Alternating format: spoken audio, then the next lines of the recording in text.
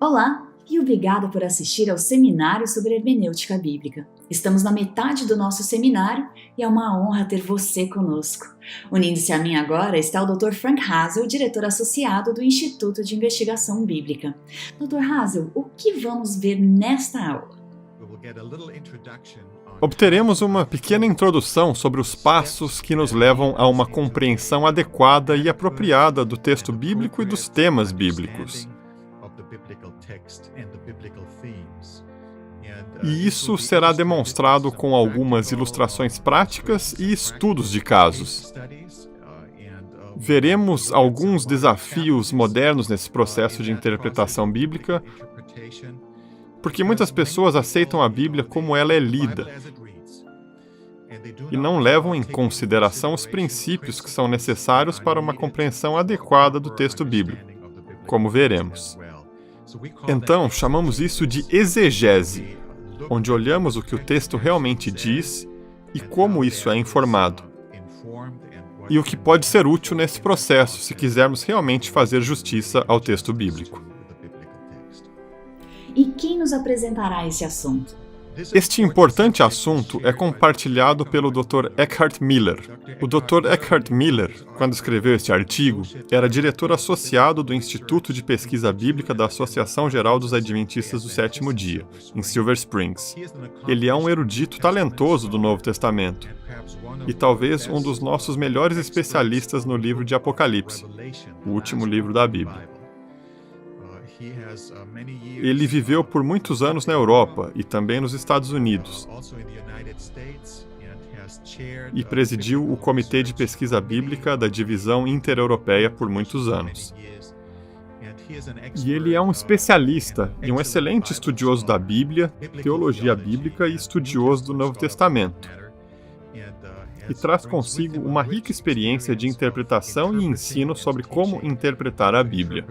Então, ele está bem qualificado.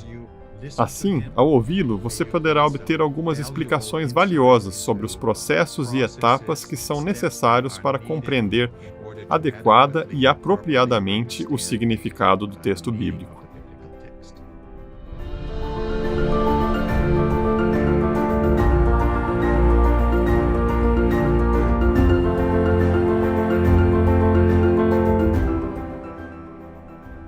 Unindo-se a nós agora está o Dr. Eckhart Miller para explorar os princípios de interpretação bíblica.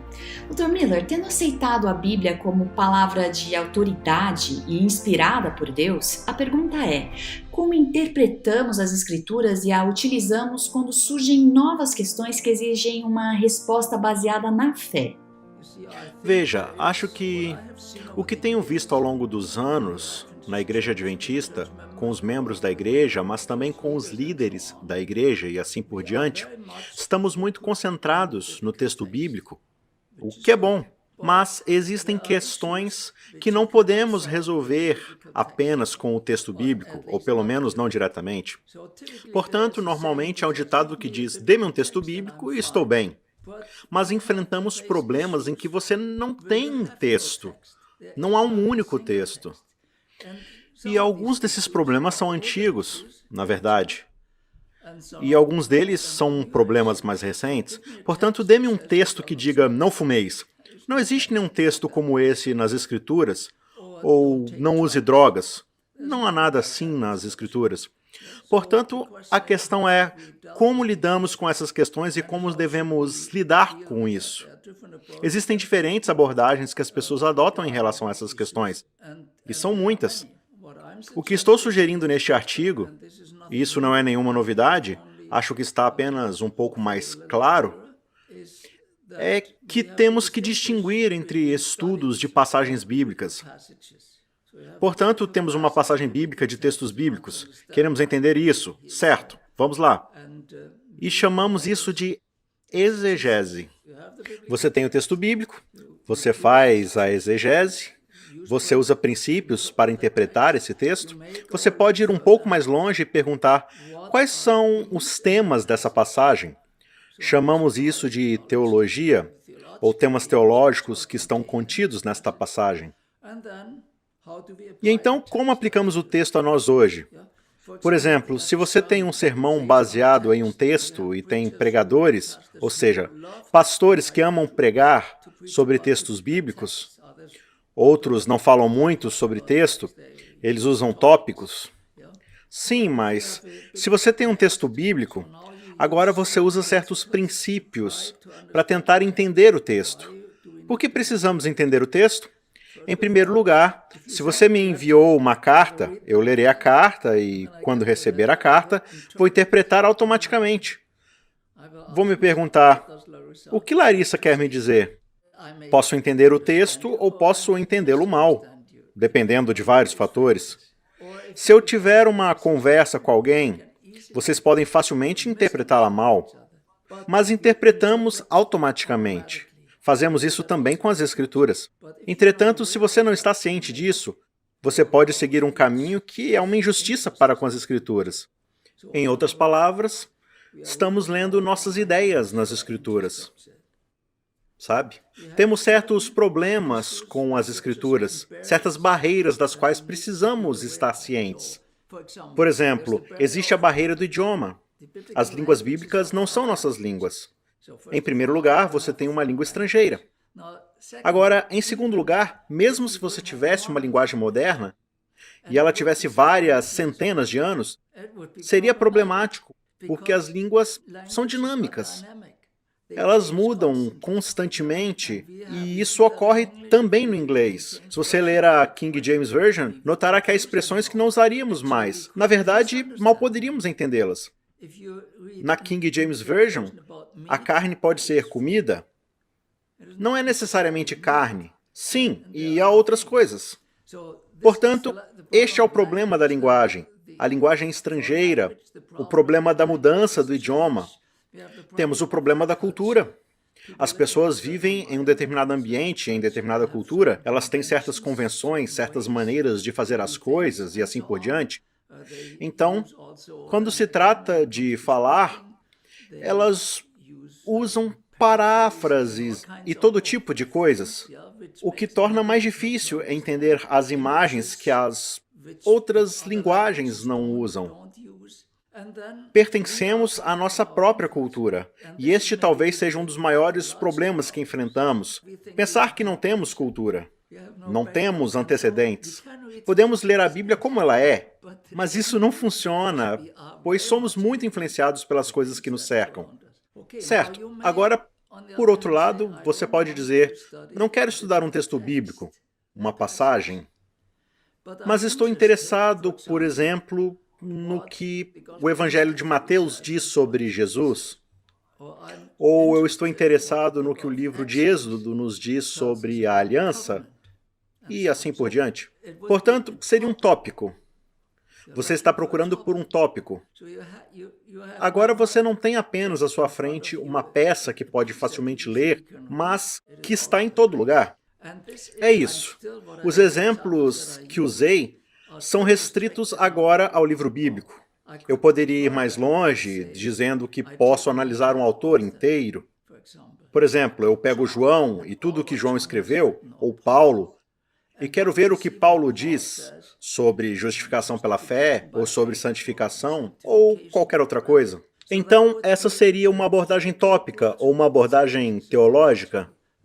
Neste caso, temos dados bíblicos novamente. No primeiro caso, temos textos bíblicos. No segundo caso, temos dados bíblicos. Portanto, agora você tem que pesquisar onde encontrará o tópico que tem em mente. Mas você o encontrará em outros lugares. Em primeiro lugar, você pode usar uma concordância e encontrar as palavras, as mesmas palavras. Mas às vezes não são apenas palavras, às vezes são conceitos. É um conceito, porém é descrito de forma diferente. Então o que fazemos? Você tem que ler muito se quiser fazer isso. Ler muito mesmo. Por exemplo, consideremos a segunda vinda de Jesus. O tópico é a segunda vinda. Procura a segunda vinda e encontro aqui e ali, por exemplo, em um dos evangelhos, no qual encontro referências à segunda vinda. O que eu ainda tenho que fazer é, ao encontrar essas diferentes passagens, tenho que fazer a exegese. Embora a principal preocupação não seja a exegese, mas se eu não fizer a exegese, posso pegar um texto fora do contexto. E esse é o problema da abordagem temática. Você montou um texto, mas Muitas vezes eu disse às pessoas, isso não se encaixa, esse texto não funciona. Agora, todos nós cometemos erros, não é esse o problema, mas você tem que ter cuidado, é a palavra de Deus. Portanto, fazemos exegese e então vamos além da exegese e dizemos, o que isso significa? E se eu olhar para todo o tópico, por exemplo, como Lucas descreve a segunda vinda? O que eu obtenho do livro de Lucas e de Atos neste caso? Ou o que eu recebo de Apocalipse e como Apocalipse é diferente? Se eu for ao Evangelho de João, não há quase nada sobre a segunda vinda, mas os que chamamos de evangelhos sinópticos, Mateus, Marcos e Lucas, falam bastante sobre a segunda vinda. Agora João fala muito em Apocalipse. Ele corrige o que deixou de fora no Evangelho, mas incluiu isso em Apocalipse. Sim, mas ainda assim, quero dizer, agora posso comparar e dizer que é isso que João está dizendo. Isso é o que Lucas está dizendo. E esta é a imagem completa. E isso é muito interessante também, porque você vê diferentes ênfases. E essas diferentes ênfases, às vezes, são importantes, pois alguns autores querem fazer um certo ponto, enquanto outros autores fazem outro ponto. Então isso é muito rico. Portanto, esta é a segunda abordagem, certo? No primeiro temos uma passagem. No segundo temos um tópico que chamamos de teologia, estudo teológico. Portanto, dessa forma, vamos a lugares diferentes. Mas, ainda assim, se encontrarmos as diferentes referências em diferentes textos, cada um, temos que investigar antes de tirar conclusões. E com a teologia também. Se você tiver o quadro completo e disser que isso é o que a Bíblia ensina sobre segunda vinda, então ainda se pode aplicar isso. O que isso significa para mim? A aplicação sempre deve ser baseada no texto. Eu vi algumas vezes que em certos sermões se tem uma explicação maravilhosa, mas às vezes se pula para a aplicação e a aplicação não está mais relacionada ao texto. É outra coisa, é uma bela peça, talvez, feita pelo pastor, que não tem nada a ver com o texto original. Eu acho que isso é uma pena. A terceira abordagem são tópicos modernos, ou tópicos que não encontramos nas Escrituras. Deixe-me dar a você alguns exemplos. Eu mencionei fumar e mencionei drogas, mas existem muitas coisas modernas, mais modernas. O que fazemos com a pesquisa com células tronco embrionárias? Porque se tem um embrião, devemos fazer isso? É vida, não é? O que fazemos com isso? Alguns diriam que não fazemos pesquisa com células tronco embrionárias. Fazemos outras pesquisas com célula tronco, mas não embrionárias. Mas como decidimos? Esta é uma questão moderna, e não há nada nas escrituras que diga diretamente que a pesquisa com células tronco embrionárias é algo certo ou não. O que fazemos com a clonagem humana? Quer dizer, você já tem clonagem de animais? Talvez não estejamos muito longe de ter clonagem humana, ou ciborgues, ou esses seres mistos que têm parte máquina, parte ser humano. O que podemos dizer sobre isso? E a inteligência artificial? Isso é bom? Não é bom? Quanto investimos nisso? Como somos cuidadosos? Isso é ameaçador, não é? Como podemos avaliar isso de uma perspectiva bíblica? E quanto às redes sociais? A mídia social pode ser muito benéfica e pode ser muito ameaçadora e prejudicial. Conheço, por exemplo, uma irmã que vem à nossa classe da escola sabatina. Ela disse, não estou mais no WhatsApp. Minha consciência não me permite mais que eu esteja no WhatsApp. E quanto a escravos? Há formas modernas de escravidão. Agora, a Bíblia não diz que você não deve ou que é proibido ter escravos. Não diz isso diretamente. Acreditamos que a Bíblia ensina isso. Mas não existe nenhum texto que diga que a escravidão é proibida. Agora, há pessoas que têm filhos que trabalham quase como escravos. O que fazemos com o aquecimento global e a ecologia? E quanto ao jogo? E o aborto? Você tem um texto sobre o aborto? Talvez um texto rudimentar do Antigo Testamento, mas é difícil argumentar sobre isso.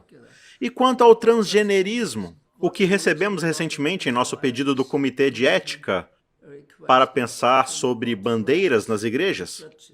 Não sei como isso é no Brasil, mas nos países europeus, normalmente você não tem bandeiras nas igrejas. Nas igrejas norte-americanas, você tem uma bandeira da igreja e a bandeira do país no pódio. Isso é bom ou não? Isso viola nosso princípio de separação entre Estado e Igreja? Podemos fazer todos os tipos de perguntas, eu poderia usar muitas mais. Então, como estamos lidando com esse problema no mundo? E não há texto bíblico. Seria mais fácil se tivéssemos um texto bíblico. Portanto, o que temos que fazer neste caso é trabalhar com os princípios bíblicos, por assim dizer, para essa questão.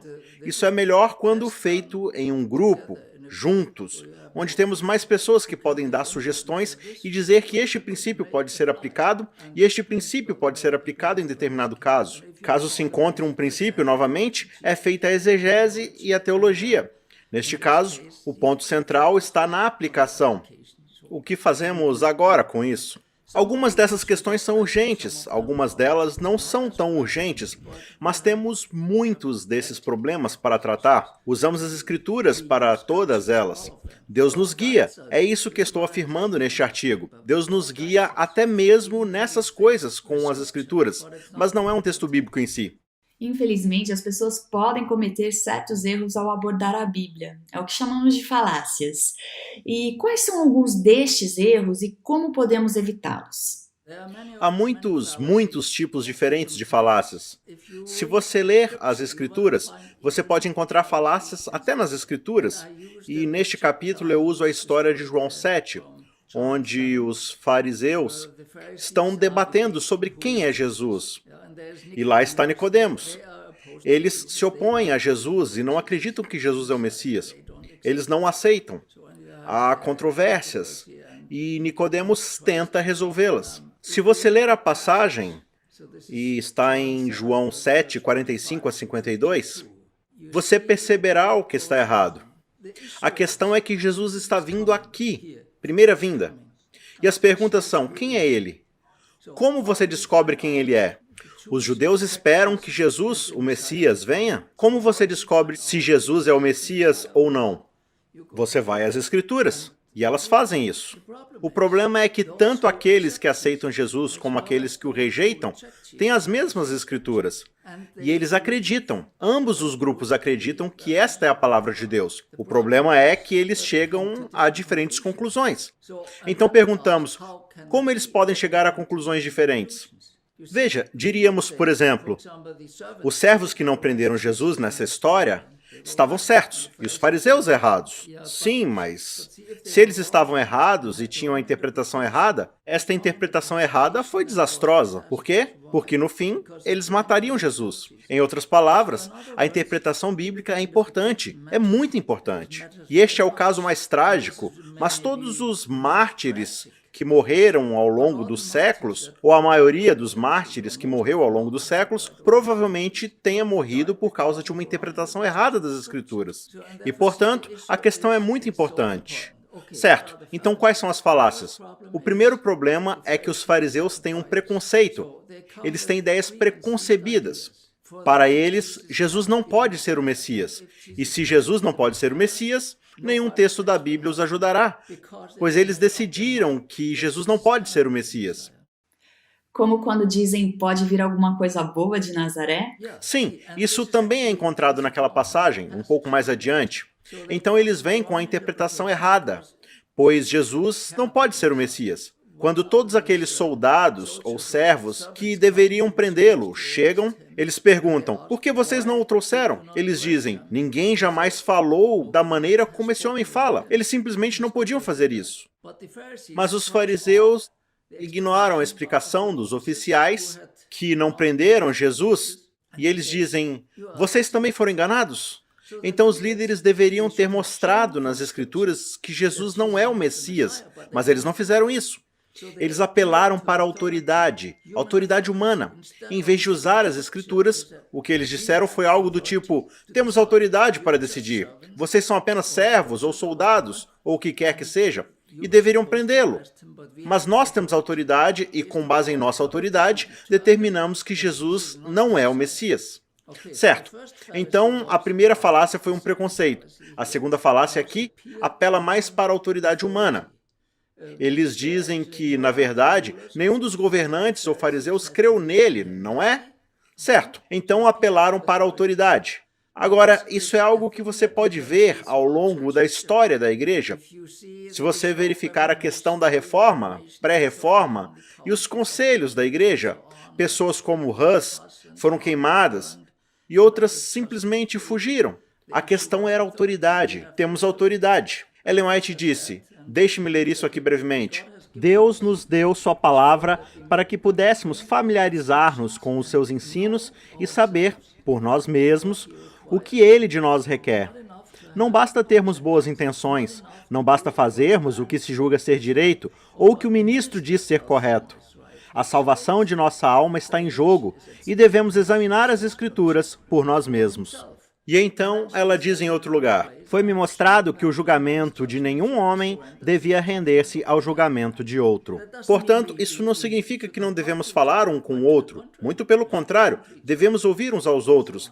Mas no fim, temos que tomar nossas decisões. Então, há uma terceira falácia. Portanto, há o problema de uma posição majoritária, ou o que acabamos de discutir, ou seja, fazem pressão em Nicodemos para subscrever a posição deles.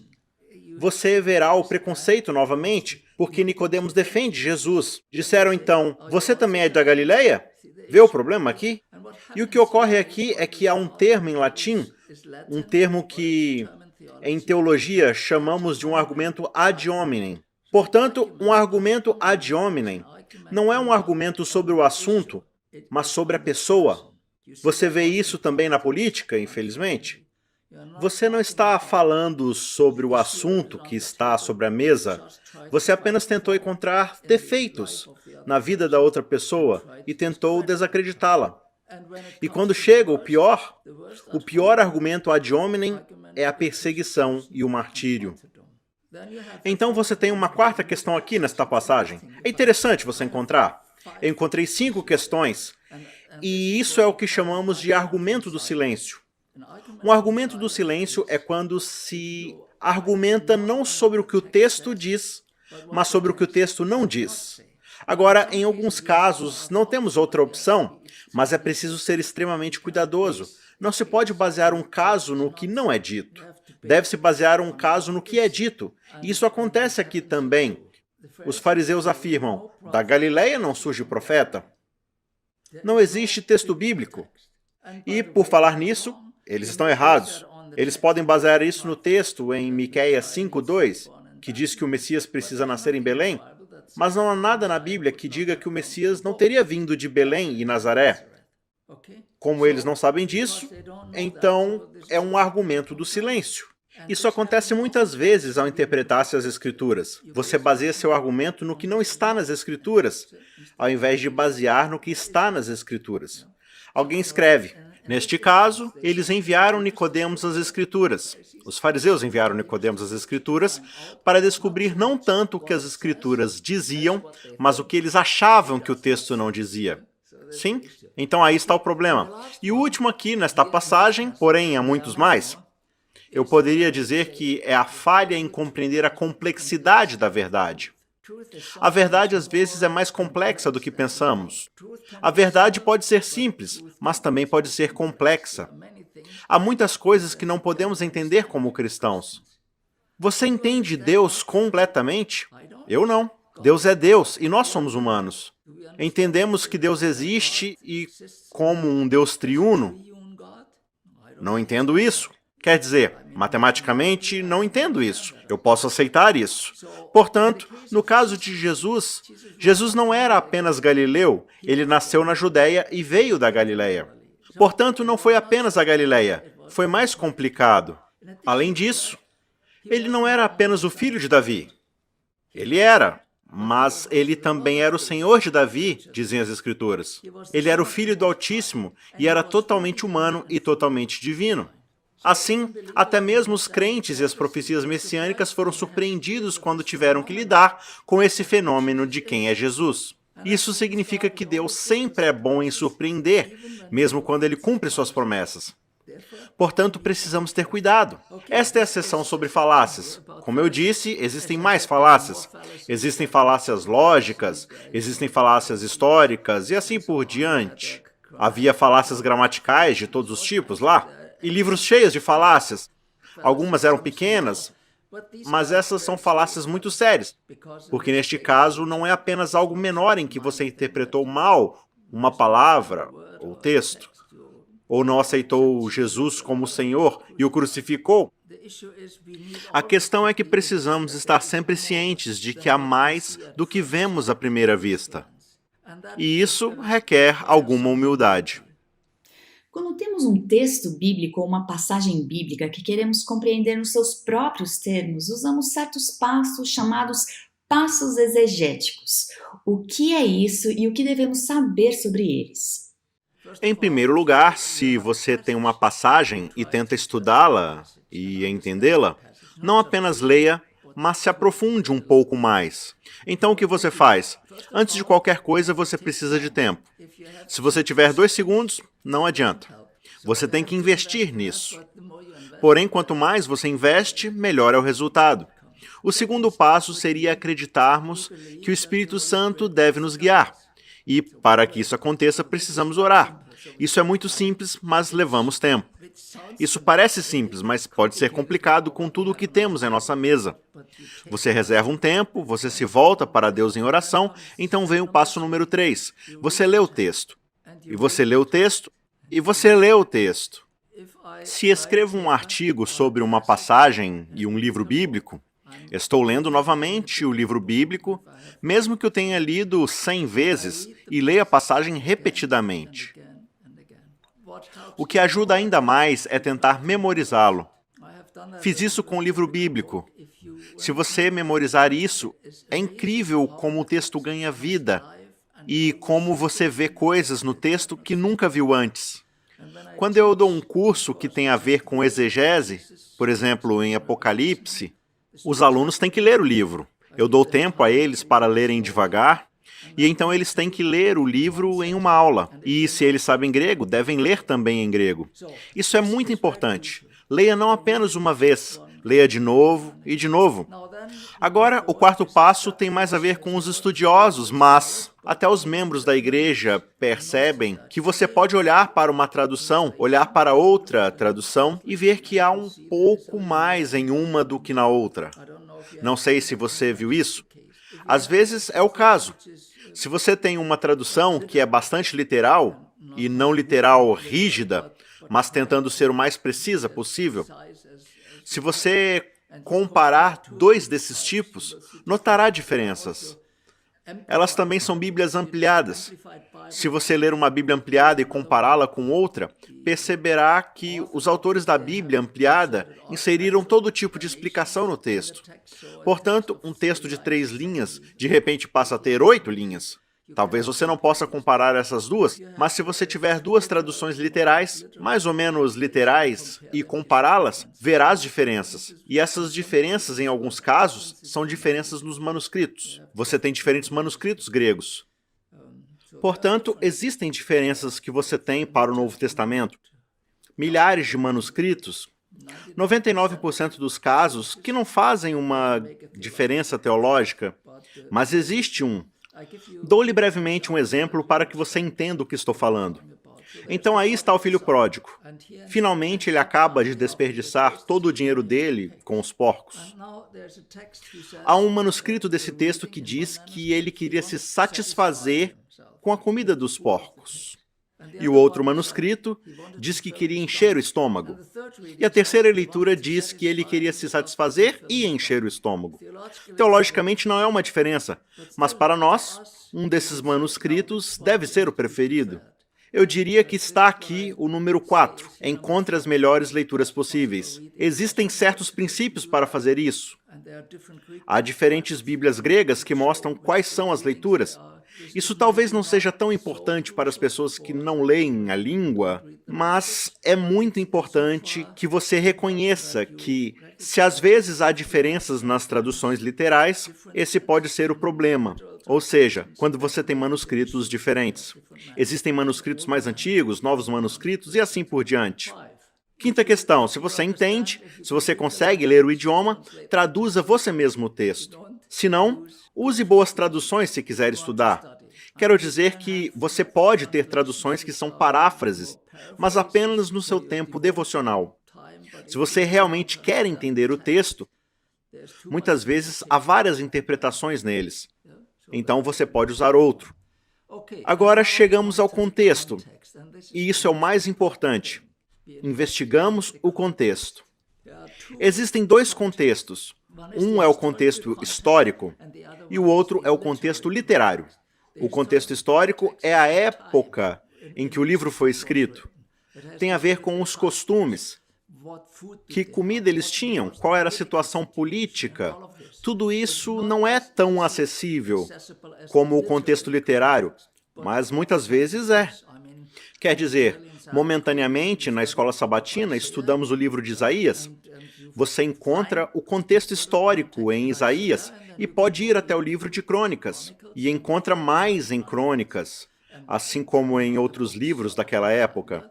Sim, existe o contexto histórico. Você tem que saber o tempo e os costumes, etc. O contexto literário é o material em torno do texto. Portanto, tem-se um texto ou uma passagem, e assim o contexto literário, é o que vem antes e o que vem depois. Existe o contexto, e existe um contexto maior e um contexto menor e imediato. Portanto, o contexto imediato pode ser, por exemplo, se você tem uma passagem em um capítulo, ele seria o capítulo.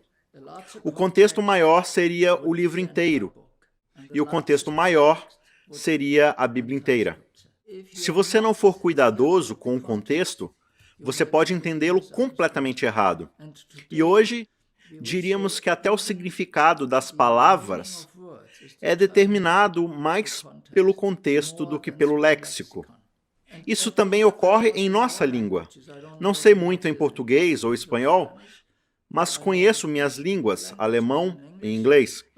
Você tem termos que se aplicam a coisas completamente diferentes. Então, qual é o significado agora? Depende do contexto. E esse é o mesmo problema aqui na Bíblia. Quando olhamos para o contexto, é bom tentar fazer um esboço mental. Se você fizer isso frequentemente, será mais fácil. Você verá o fluxo da discussão.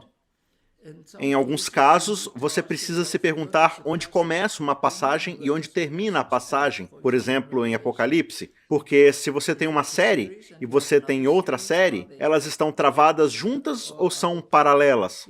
Você também tem que se perguntar, que tipo de literatura é essa? Vou te dar um exemplo. O livro de Daniel começa com uma narrativa. História, capítulo 1, capítulo 2, você tem uma história novamente. Mas nessa história você tem uma visão que é diferente. E essa visão é uma profecia, até mesmo uma profecia apocalíptica.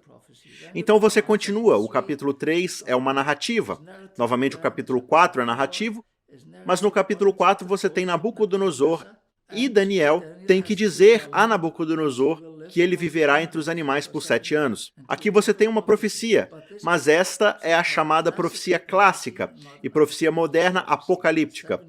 Os 7 anos não são anos proféticos, são 7 anos literais. E então você continua. Se você for ao capítulo 5, narrativa, 6, narrativa, capítulo 7, profecia apocalíptica até o fim do livro. E isso faz a diferença. Isso realmente faz diferença. Há uma diferença se você tem um poema ou se você tem um texto simples, se você tem um texto legal ou tem um provérbio, etc. Um provérbio muitas vezes generaliza, e isso descreve a regra geral. Pode haver exceções à regra geral.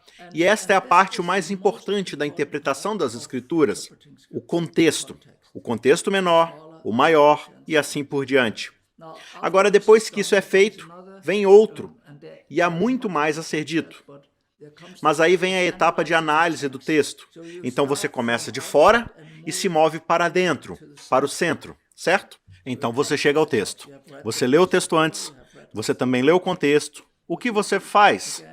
Novamente, pode ser muito útil delinear o texto, porque então você verá coisas no texto que, de outra forma, negligenciaria. O que você faz?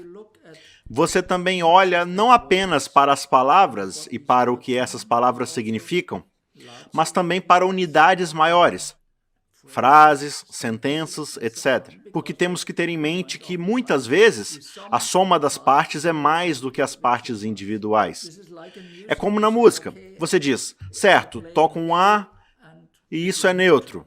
e A é neutro, dá certo som, é neutro.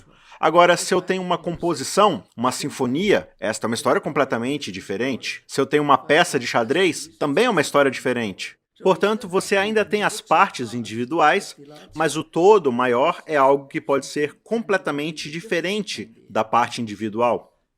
Olhamos também para palavras individuais, mas tomamos cuidado. Elas têm que ser específicas primeiro, e só então ocorre a incorporação delas. Além disso, há outras coisas, muitas coisas sutis, pois a Bíblia tem todos os tipos de características como ironia, sarcasmo e outras dessas características literárias.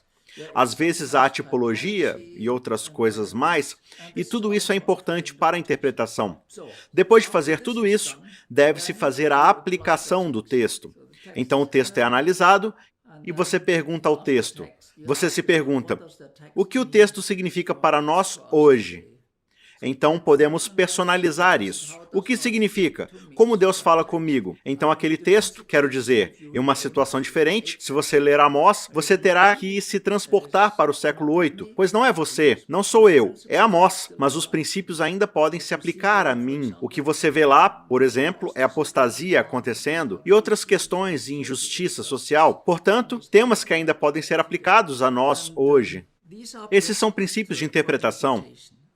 Eu os resumi muito brevemente, mas há mais a fazer. Se você fizer isso e tentar dar um passo para trás, ninguém será completamente objetivo. Mas se você tentar e seguir esses princípios, torna-se mais objetivo. Não temos a tendência de ler nossas próprias ideias no texto e depois proclamá-las como o significado do texto. Mas a questão é que não é apenas isso.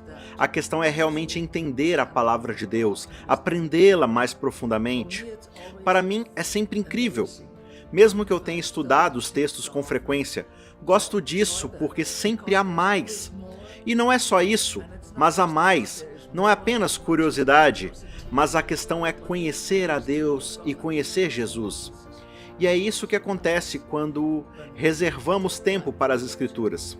Obrigada, Dr. Miller, e obrigada a você por participar. Até a próxima!